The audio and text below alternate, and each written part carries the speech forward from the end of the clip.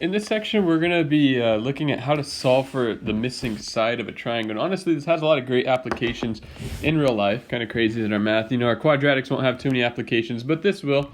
So looking at this, we have, before we go into an actual example, I want to talk about the three cases. So what I mean by the three cases is when we set this up, the setup should be easy.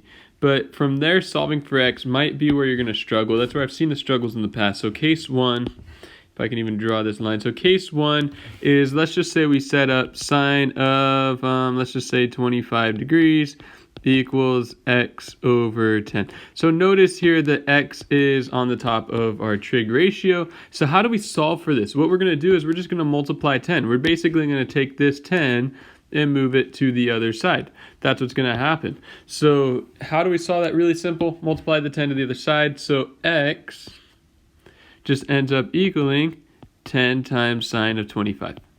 So once you have the setup, it's that simple. What about case two? Well, case two, really similar setup. It could be cosine, it could be sine, it could be tangent, all of which are the same for this.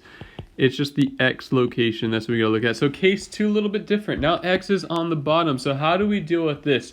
So if you think about this, I'm gonna do a bunch of crazy work over here and then I'll show you the shortcut. So if you think about this, we can rewrite this as over 1. And then we have that this equals 10 over x. And then you're just gonna go ahead and cross multiply. So x times sine of 25 equals 10 times 1, and then divide the sine of 25 to the other side. Remember, the 25 does have to go with it, so we're just going to divide this sine of 25. And you'll get your answer is 10 over sine of 25. So that's really a lot of work to do each time.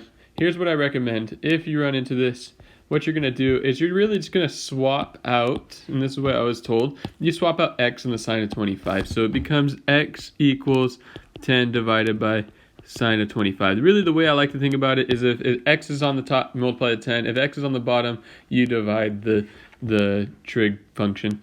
Case 3 is for a missing angle. And we'll see this in the next section.